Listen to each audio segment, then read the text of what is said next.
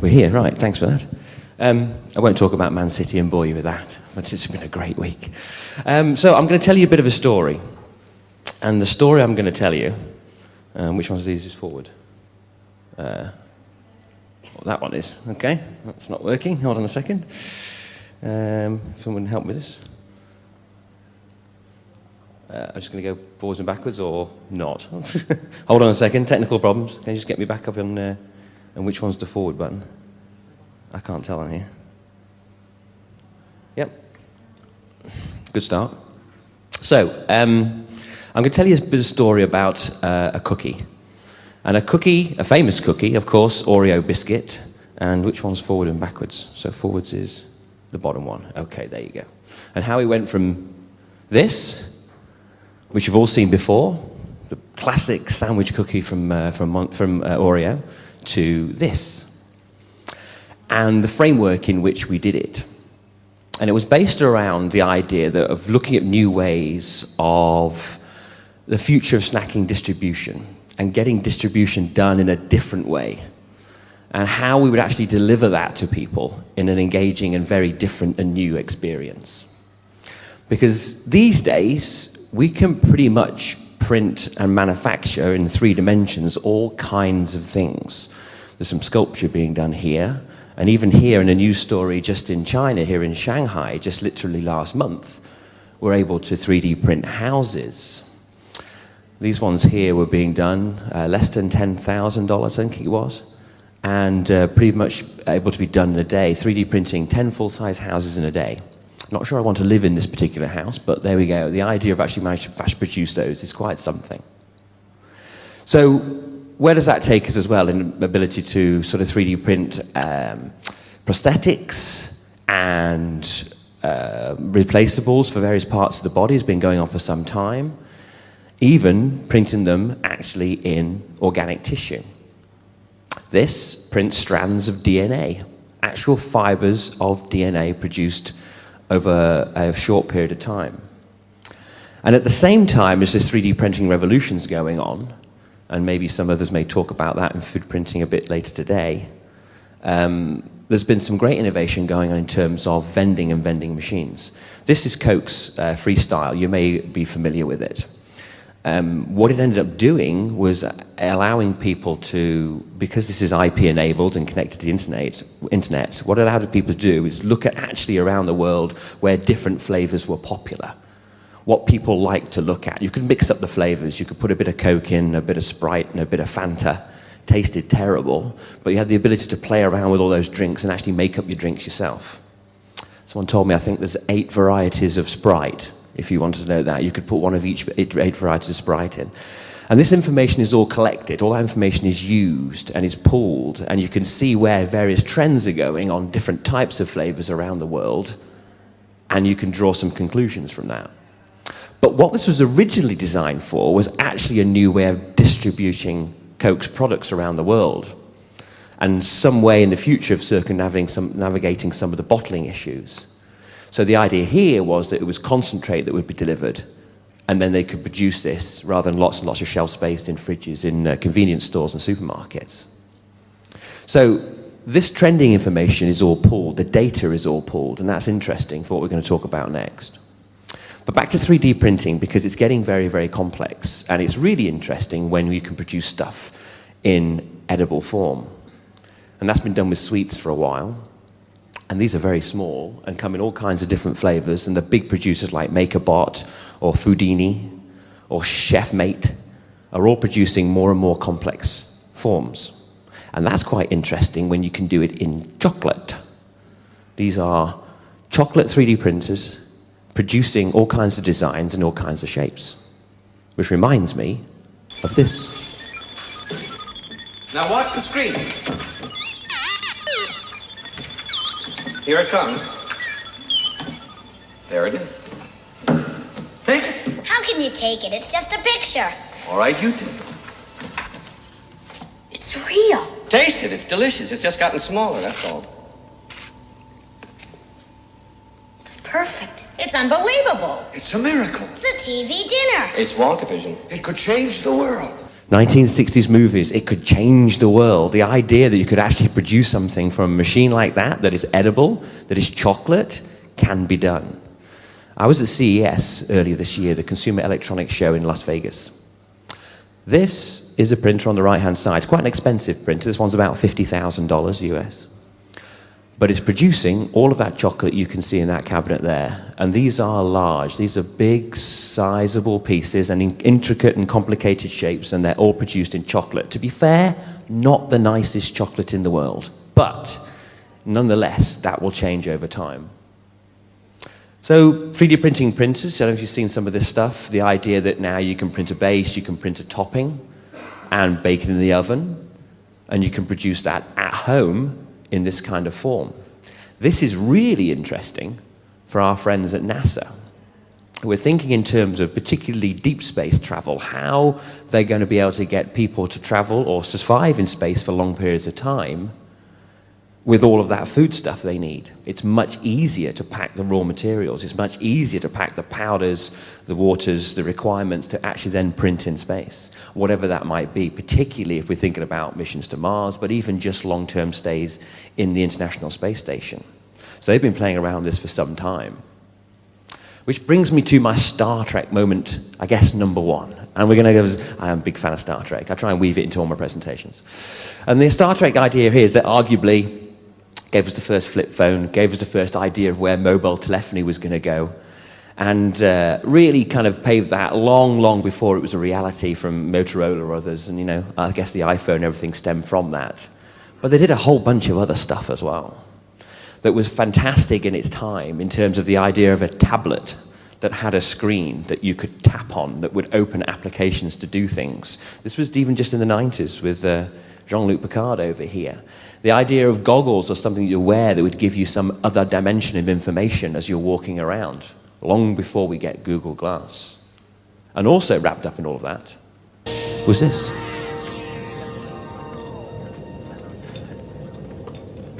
Tomato soup. There are 14 varieties of tomato soup available from this replicator, with rice, with vegetables, Bolian style, with pasta, with Plain. Specify hot or chilled. Hot. Hot, plain tomato soup. So give everybody ultimate choices, and he just wants hot, plain tomato soup. And obviously, when we come to 3D printing things, there's all kinds of opportunities to present themselves because we can produce those very foods in different kinds of raw materials. Not just what you'd normally get from a pizza place or from a burger joint. Actually, you can start to produce this in terms of really interesting materials, things that may be better for you, but taste the same. I don't know how much you know about this, it may come up today, but there's a lot of speculation about the ending of food hunger by the use of roaches, for example, because the nutrition in a roach is quite something. It's full of all kinds of vitamins, it's kind of all kinds of nutrients, it's nearly all protein, practically zero fat and trans fats, and if you make some consistency out of them, you then have a raw material to be able to print foods that actually look like steaks but have been made from roaches. And that's where this is kind of going, which is just fascinating, the ability to produce stuff in different types of materials. Doesn't look the most appetizing, I admit, but this is Foodini's printer over here, and the idea that you can now print, obviously, a burger. You need to put a bit more effort in the kitchen than you normally would by going down to McDonald's, and it's not as appealing as that. But you can actually now change the variance of what goes in the meat, so it's not actually beef that goes in it, or it's some soy complex. The idea of going down to the local FedEx office, and actually rather than printing something out like printable newspaper or printable paper, but printing out some kind of food stuff that's close to where you are, is really not a million miles away. So that brings us to what I'm going to talk about today, which is trending vending. Trending vending is our latest kind of innovation in this area to look at combining two things, what people want, capturing that, and delivering it to them in a really interesting, innovative, and unusual way. And it all started at a global meeting, which was in LA in sort of, well, just over a year ago last year, 25th, 26th of March, most notably 4 days together, 14 partner meetings and 567 PowerPoint slides. We met with a lot of the key people that are based out there. A lot of them are entertainment companies. I'll tell you a bit more about that in a minute because it spurned a really good idea that you'll see very shortly in films. But we also met with a lot of technology partners, media companies, music, etc. And there was a lot of ideation in a very, very sort of concentrated period of time. Which brings me to MAYA, who are our partners in doing this. MAYA stands for Most Advanced Yet Attainable. Not quite sure what that means, but they were a partner that basically are a thought leader in this piece in really putting together true innovation and bringing it to market. And there was a lot of work done. And I'll take you through some of the basics of that. A lot of ideation. Lots of ideas in terms of writing that down, in terms of capturing it in illustrations is always important. This went on for about 4 or 5 days. Some of the ideas that come up are out here. No idea is a bad idea. And then you start to distill it down to things that you think can potentially work. And this was one of the ones that came out, which was really interesting, was somebody come up with the idea of a robot that was actually maybe involved in a movie that was distributing Oreos. Well, that went on to, in one sense, where it takes us into the integration we've got coming out with Transformers, which will be in the movie coming out this year, where one of the Oreo vending machines actually turns into a Transformer. That's in the movie. You'll see that when it comes out, I think, in June. But what also came out of that idea was, wow, the idea of a vending machine giving an Oreo, but an individual Oreo to someone that asks for it, but asks for it in the way they want it, not just a standard Oreo, but a derivative of that, something different, something that's actually unique. And the idea there initially was that, oh, maybe there'd be a secret message inside the Oreo. Maybe if you twisted and licked it and took out all the icing, there'd be secret messages in there. So we played around with that idea for a bit. And here's a video of how that worked. Etching inside an Oreo cookie to actually deliver a message. This was the first ideas. And that was great. Seems to work fairly well. The problem with it is, as you'll see when it comes out, it looks great when you're finished with the etching in the moment, and it looks fine and you can read it, but it tastes burnt. You can't reproduce that anymore. That burnt flavor stays within the cookie on and on and on, so actually we had to abandon the whole idea. And what also existed in here as well was the idea of the consumer journeys. When we look at consumer journeys here and where that might be, MAYA have a framework for looking at this, which is the idea of what they call roses, buds, and thorns. Roses are ideas you can do right now. Thorns are ideas that really aren't very practical and probably won't help. And buds are ideas that you could do, but probably not quite now. They need a bit of nurturing, need a bit of time to go along. And the color coding on all of the Post-it notes you've got up there about that. But the exploration of that and how we do it was another area we looked at. And within that, how we were going to use data. And one of the ideas that popped up was the idea maybe of a pop-up store. The idea of something where people could go and interact with the brand with some kind of related technology. And we were thinking about Yahoo stores originally and the use of data and where that might take us. And so we explored that further, and I'll show you just these slides quickly, going into the whole idea of, innovation spaces, the vending machine idea, also in terms of following on from the history we've got of things like Daily Twist and how we're trying to tie that to current events. So the Daily Twist for Oreo to celebrate the 100 years anniversary, which was almost 2 years ago now, was based on the idea that you'd have a different Oreo iteration for something that was happening in the news at the time and on that particular day. And we're still doing that to this day now with Oreo, but we're looking at a whole bunch of other stuff in terms of trending news. So the 365 days, the fact that you'd have a different Oreo every day, that Oreo would say something about what was happening that day is still sort of part of our heritage, which was weaved into this. And then the idea, of course, for making a new sort of moment for consumption. And that moment for consumption being something we don't normally do. Something we don't normally do in terms of eating at home or even, having a cookie if you're out, having a cup of coffee or whatever it might be. A new moment to consume that and how we might make that work. And this was the first incarnation of a trending vending machine, the idea of putting actually trending and vending together. And we sort of played around with it a little bit, and this was our first thoughts. We were thinking about linking particularly with Twitter or with Facebook.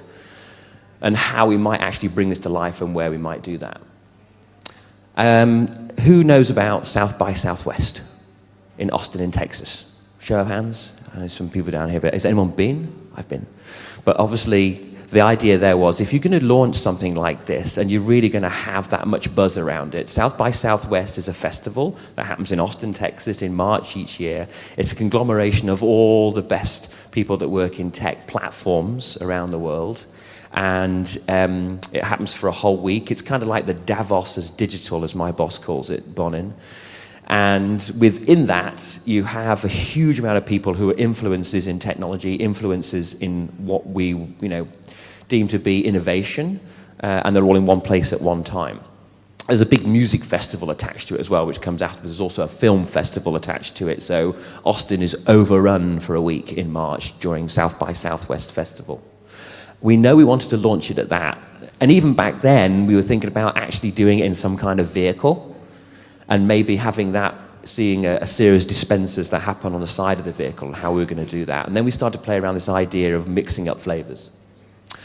The equipment we used for it was going to have to be pretty smart. It was going to have to be really surgical grade in terms of its hygiene factors, etc., the way we were going to actually distribute this. And then we were thinking about how we were going to get the cream on a cookie and produce different forms and varieties.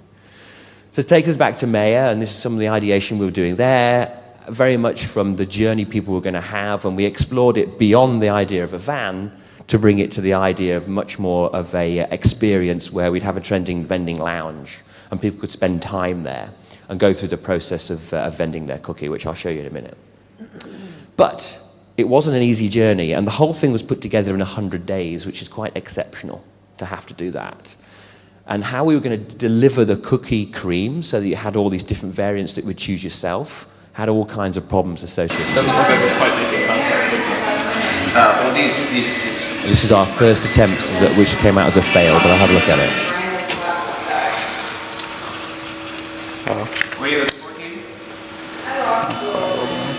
Some of the mechanics and how they would work, some of the technology we were going to use, and how we were going to build these cookies. But I'll show you how this first came out with the first attempts to run cream on these cookies,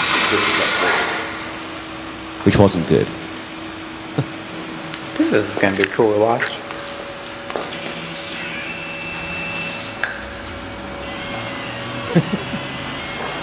So that wasn't necessarily going to work too well, and we had a lot of failed attempts on that, as you can imagine. It didn't look particularly pretty, but this was the framework of what we were going to produce. Now, I think it was 16 tubes, various flavors and varieties, and how we were going to actually sort of create this almost bespoke cookie that was vending out of the machine.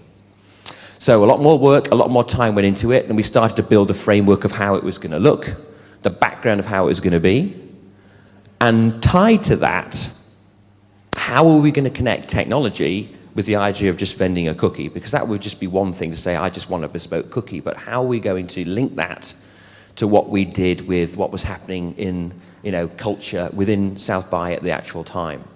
And the idea was to link that with Twitter and this hashtag of eat the tweet. And what does eat the tweet really mean? Well, there's a lot of Twitter going on, obviously, at an event by Southwest.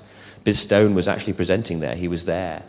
But what's actually happening in Twitter and what people were saying and what people were writing down was then ranking in terms of we designated a type of cookie towards that, a title variant that goes with it. And you could actually go, basically, they now have the idea of eating what was being talked about at the festival itself. A little story about that I'll come on to in a minute. But eat the tweet was whatever's trending, and whatever's trending and happening at the event, we'll produce a cookie representation of that. And it should be pretty cool, right? We had to have a qualified snack markup language for the technical people in the room. We actually produced our own algorithm for how that was going to work and what was trending, donated to actually what kind of version of cookie we would have.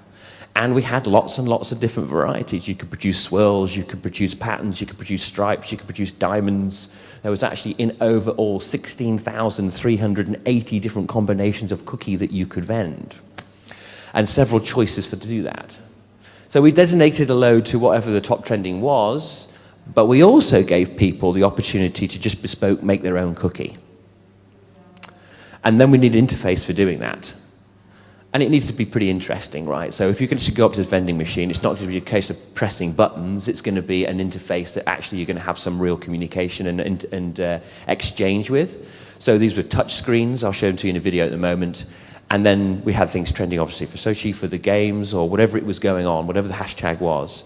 And a touchscreen version which was opaque, that would go clear to vend the cookie, and then go back to opaque again.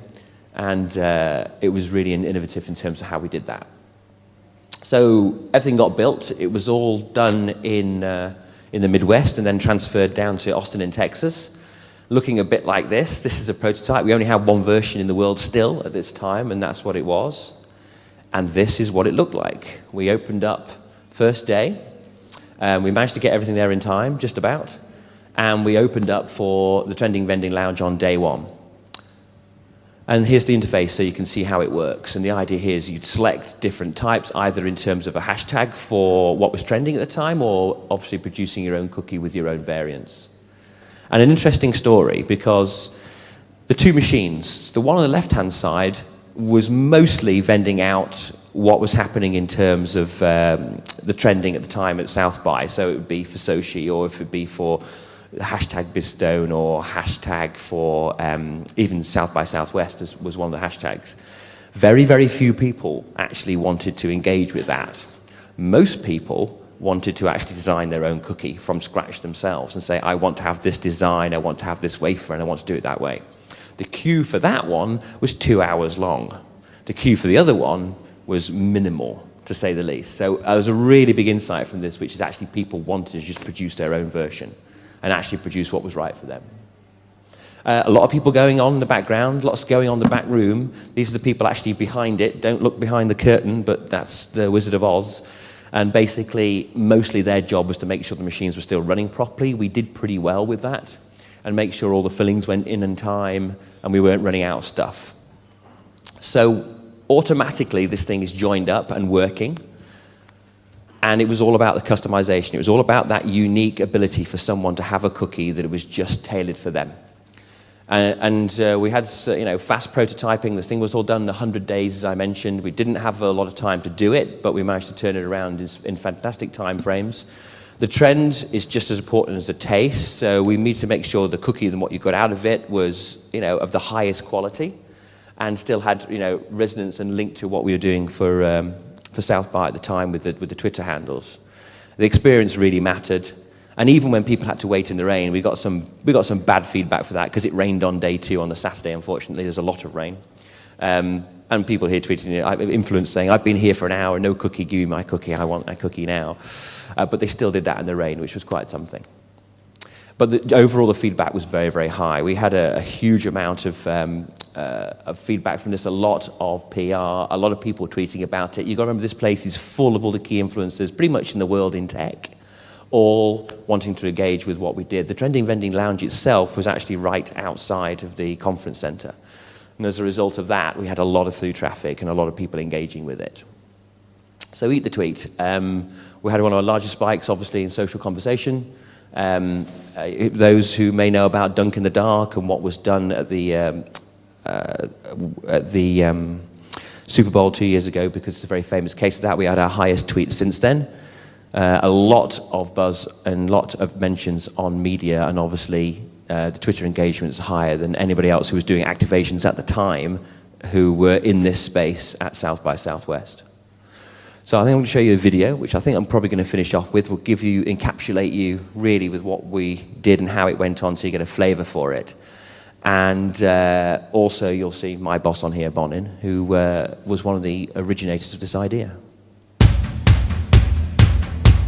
If that works. It's not working. No. Right. We're at South by Southwest in Austin, Texas. Technology. We're standing in the Trending Vending Oreo Lounge. Hang on. I need some help. We know that our fans are so passionate about flavors that we wanted to give them this unique consumer experience that's never been done before in the world. So what we created was the first cream printer that takes what's trending in Twitter and actually turns that into... I'll just come off that because it's the last one. It didn't run. Did it run? So yeah, it's this one. Oh, Jimmy. It's that one. Jimmy. Ah. You've put it in again. What was just running then? That's right. The big final, the big finish, the video on the last slide video, which was just running. Yeah. If you can run that, it should be that one.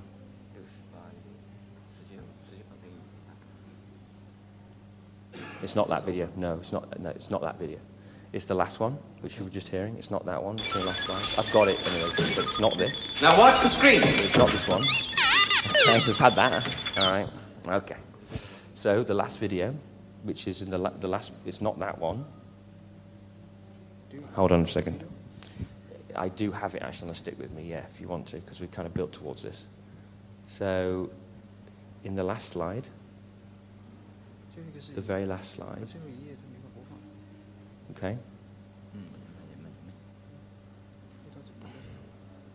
Okay. It should be in there. Yeah. But that's not the one he's been running. It should be in there. If you play that. No, stop that. You've deleted it. Now watch the screen. Hold on a second, I'll get it for you. You've deleted it when you put it in. Sorry about this. Yeah, good things are worth waiting for. Right. There it is.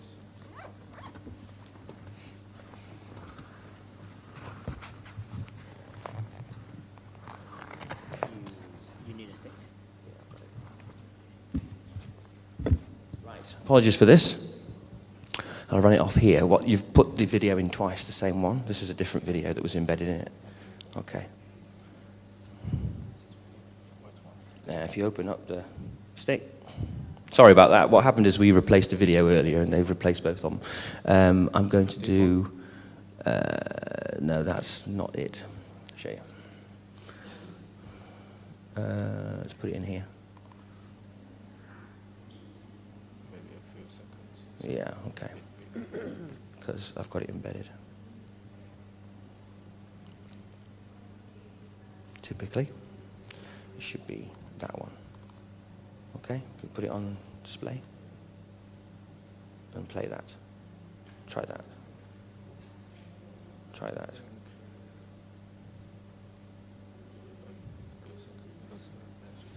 Right, okay.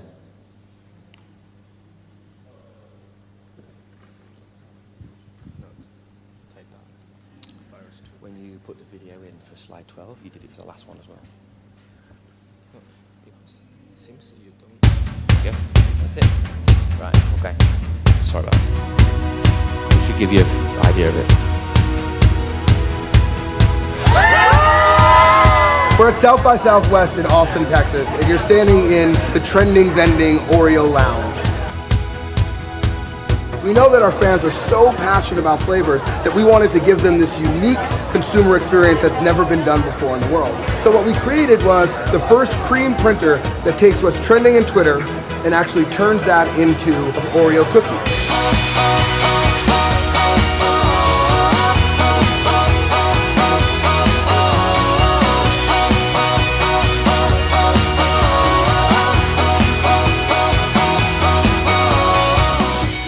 So now I hit make cookie, and this is when the magic begins to happen.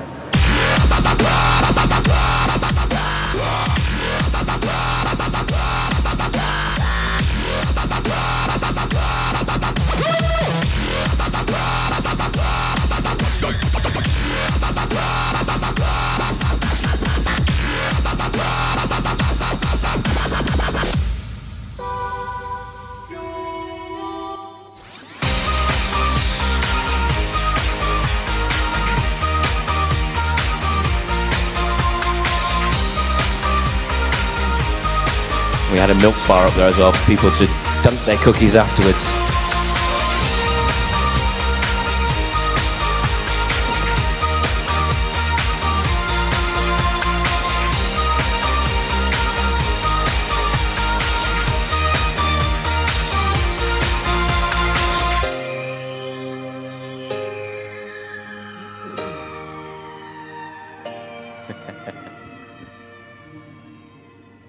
And there you go.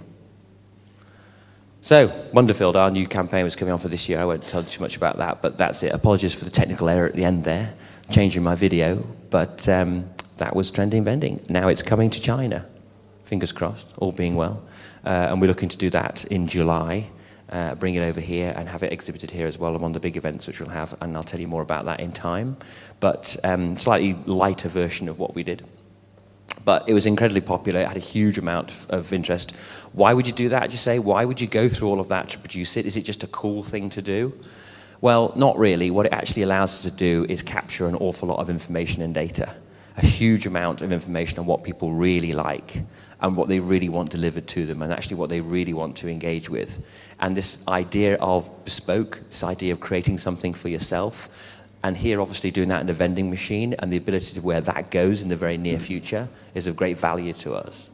So that was a huge, a huge step forward, a huge innovation, and we'll be bringing it to China very soon.